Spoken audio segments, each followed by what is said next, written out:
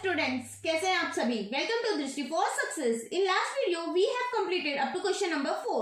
Today we will start from question number 5. Before starting the video, if you have not subscribed the channel yet, subscribe it and hit the like button. If you have any queries regarding this course, go and watch out the first video of this series. So now, let's begin.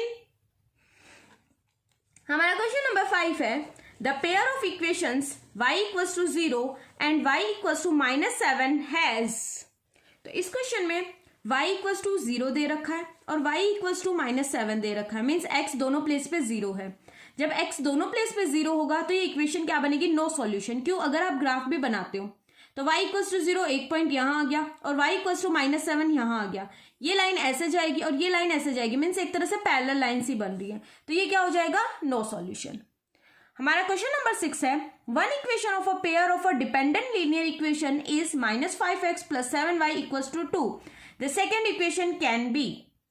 हमें dependent linear equation बनानी है, means हमें a1/a2 = b1/b2 = c1/c2 equal बताना है। तो हम इसको एक आर्बिट्ररी कांस्टेंट k के इक्वल ले लेते हैं।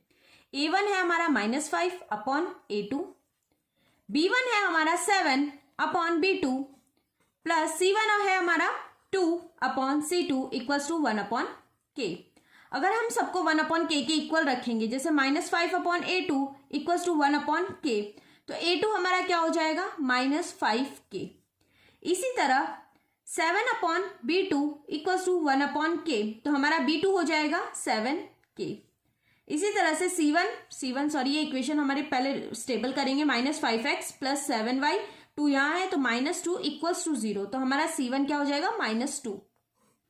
अब -2/C2 = 1/k, तो -2k, C2 की वैल्यू क्या आ गई? -2k। ठीक है। अब ऐसी इक्वेशन जहां पे a2 -5 हो, तो -5 तो कुछ भी नहीं है, तो हम क्या करेंगे? एक बार k की वैल्यू 2 पुट कर लेंगे। ठीक है, k की वैल्यू क्या कर लेंगे? 2 पुट करेंगे तो a2 कितना हो जाएगा? -10। b2 कितना हो जाएगा? 2 पुट करने पे 14 एंड c2 कितना हो जाएगा? 2 पुट करने पे -4। ठीक है, तो हमारी इक्वेशन बनती है -10x + 14y - 4 = 0। तो ऐसी इक्वेशन -10x + 14y नहीं है, तो -10x + 14y, लेकिन -4 नहीं है, तो इसको इक्वेशन के अकॉर्डिंग करने के लिए हम माइनस साइन कॉमन ले लेंगे। तो ये क्या हो जाएगा? 10x - 14y + 4 = 0। तो ये इक्वेशन क्या बन गई हमारी? 10x - 14y + 4 = 0। तो इक्वेशन का हमारा आंसर क्या हो गया? इसका 10x - 14y। तो इसका आंसर क्या हो जाएगा? ये हो जाएगा। क्यों? क्योंकि 10x - 14y, इसको स्टेबल करेंगे, -4 है तो +4 = 0। तो ये हमारी इक्वेशन हो गई और यही हमारा आंसर हो गया। नेक्स्ट है क्वेश्चन नंबर 7। क्वेश्चन नंबर 7 में क्या कहा है? For which values of p will the lines represented by the following pair of linear equation be parallel. तो पैरेलल कब होता है? पैरेलल कब होगा? जब a1/a2 = b1/b2 ≠ c1/c2। ठीक, a1 हमें क्वेश्चन में दिया हुआ है 3 एंड a2 दिया हुआ है हमें 6 = b1 हमें क्वेश्चन में दिया हुआ है -1 एंड b2 दिया हुआ है -2। c1 हमें क्वेश्चन में दिया हुआ है -5 एंड c2 दिया हुआ है -p। तो हमें p की वैल्यू फाइंड करनी है यहाँ पे, तो इसमें माइनस से माइनस कैंसिल, मतलब 1/2 कभी भी 5/p के इक्वल नहीं होगा, तब ये लाइन क्या होगी? पैरेलल होगी। मीन्स p की वैल्यू क्या नहीं होनी चाहिए जिससे ये लाइन पैरेलल हो? तो क्रॉस मल्टीप्लाई करेंगे तो p की वैल्यू कभी भी 10 नहीं होनी चाहिए। ठीक है, तो all the real values except 10। अगर p की वैल्यू 10 नहीं हुई तो ये लाइन क्या होगी? पैरेलल होगी। अगर p की वैल्यू अगर 10 हो गई तो ये लाइन पैरेलल नहीं बनेगी। हमारा नेक्स्ट क्वेश्चन है क्वेश्चन नंबर 8। इसमें कहा गया है a1x + b1y + c1 = 0 and a2x + b2y + c2 = 0 are a system of two simultaneous linear equation. If a1/a2 = b1/b2 = c1/c2, then the system has, अगर ये तीनों इक्वल होते हैं तो हमारे सिस्टम में क्या होता है? इन्फिनेटली मैनी सॉल्यूशन, क्योंकि ये कोइंसिडेंट लाइन होती है।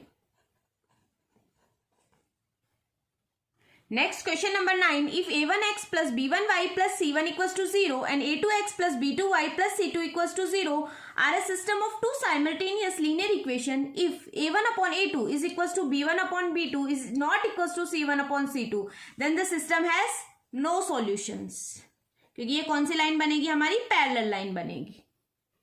नेक्स्ट क्वेश्चन है हमारा क्वेश्चन नंबर 10, इसमें क्या कहा गया है, x plus 2y equals to 3 and 5x plus ky equals to minus 7 have a unique solution, then the value of k.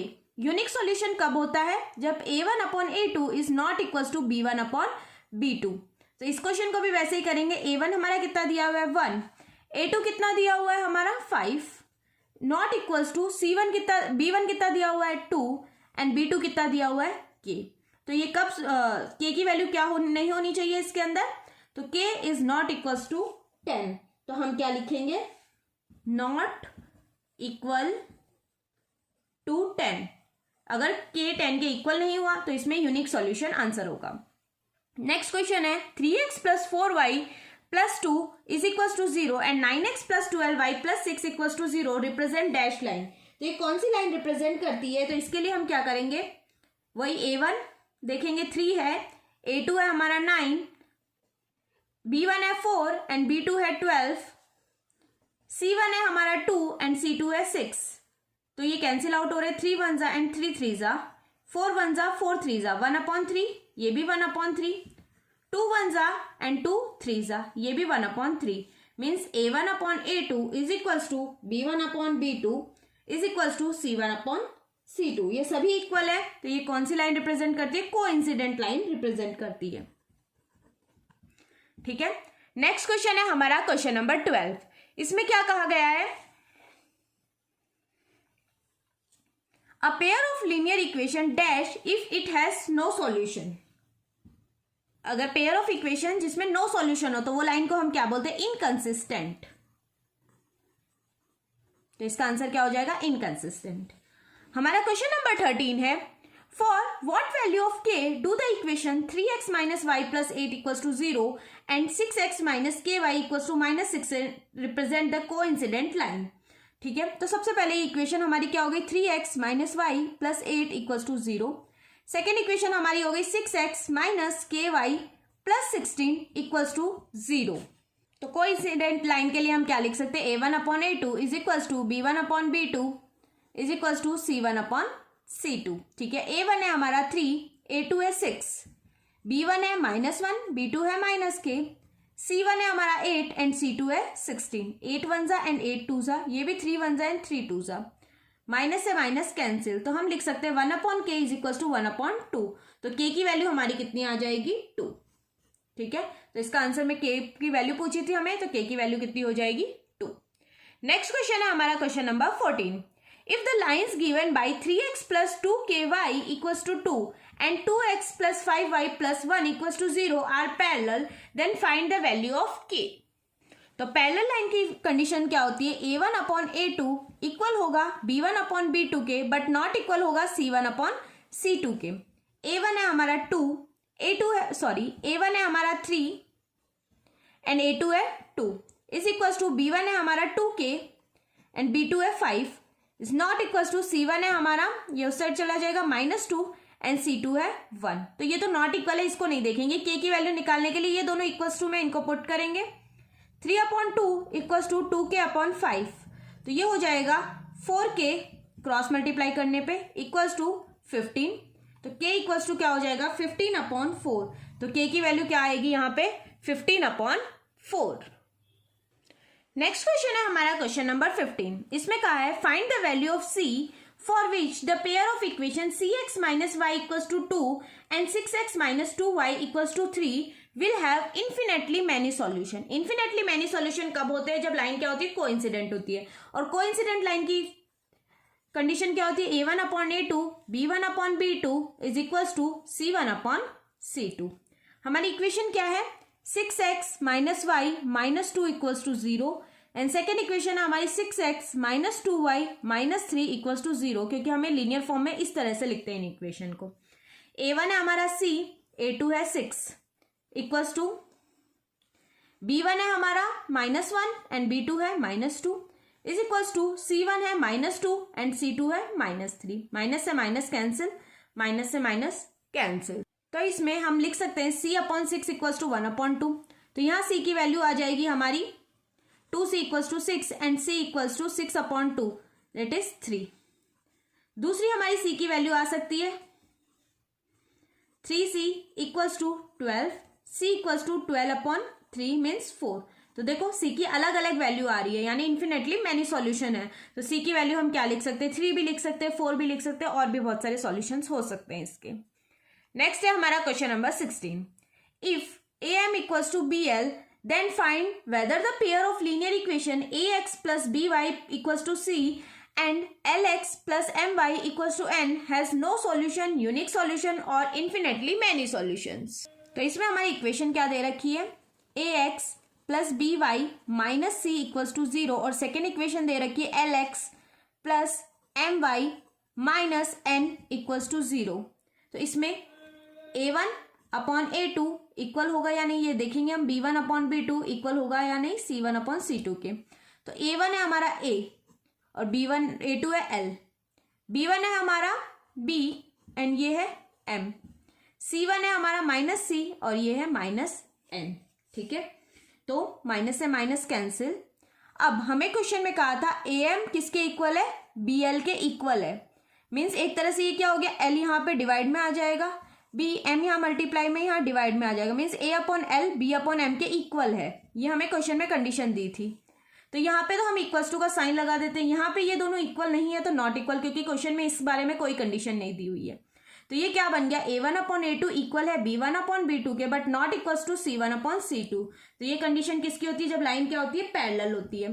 तो इसका आंसर क्या हो जाएगा, नो सॉल्यूशन। पैरेलल लाइंस में क्या होता है, नो सॉल्यूशन। ठीक है, एक बार वापस देख लो, AM इक्वल्स टू BL दे रखा था हमें, तो हमने क्या किया, L मल्टीप्लाई में यहाँ डिवाइड में आ गया, यहाँ M मल्टीप्लाई में था यहाँ डिवाइड में आ गया, यानी AL इक्वल्स टू BM था। और यहाँ पे भी हमारी यही कंडीशन बन रही थी, AL और BM। तो ये दोनों इक्वल हैं, हमारे क्वेश्चन में कंडीशन दी हुई है, तो इनके बीच में हमने इक्वल्स टू का साइन लगा दिया। ये दोनों इक्वल नहीं है और क्वेश्चन में इनके बारे में कोई कंडीशन भी नहीं दी हुई है, तो ये क्या हो गए, नॉट इक्वल हो गए। तो ये कंडीशन किस पे सेटिस्फाइड होती है, जब लाइन पैरेलल होती है, और पैरेलल लाइन्स में क्या होता है, नो सॉल्यूशन। नेक्स्ट क्वेश्चन है हमारा question number 17। Two lines are given to be parallel. The equation of one of the line is this. Then find the equation of second line. Parallel कब होती है, जब A1/A2 is equals to B1/B2 and not equals to C1/C2 होता है। ठीक है, तो first line में हमें A1 तो दे रखा है 4/A2 is equals to B1 हमें दे रखा है 3/B2 is not equals to C1 क्या हो जाएगा, -14/C2। ठीक है, तो A1 ये 4/A2 is equal to 3/B2। तो इसको हम ऐसे भी लिख सकते हैं, A2 यहाँ आ जाएगा upon B2 is equal to 4/3। A2 और B2 की वैल्यू 4/3 भी हो सकती है, लेकिन 4/3 तो ऑलरेडी A2 और इसकी दे रखी है इक्वेशन, तो इसको हम 3 से अगर मल्टीप्लाई कर लें तो ये कितना हो जाएगा, 12/9। तो नेक्स्ट पॉसिबल इक्वेशन, क्योंकि इक्वेशन खूब बन सकती है, तो पॉसिबल इक्वेशन हमारी क्या हो सकती है, A2 की वैल्यू 12x, वहीं B2 की वैल्यू 9x। ठीक है, और C की वैल्यू क्या हो जाएगी, C की वैल्यू हम कुछ भी रख सकते हैं, लाइक मैंने 5 रख दिया। ठीक है, तो हमारी नेक्स्ट पॉसिबल इक्वेशन ये बन जाएगी। ठीक है, इसी के साथ हमने इस वीडियो में 17 क्वेश्चंस तक कंप्लीट कर लिए। आगे के क्वेश्चन हम हमारी नेक्स्ट वीडियो में कंटिन्यू करें। अगर वीडियो अच्छा लगे, यूजफुल लगे, लाइक जरूर कीजिएगा। Thank you for watching the video and keep learning.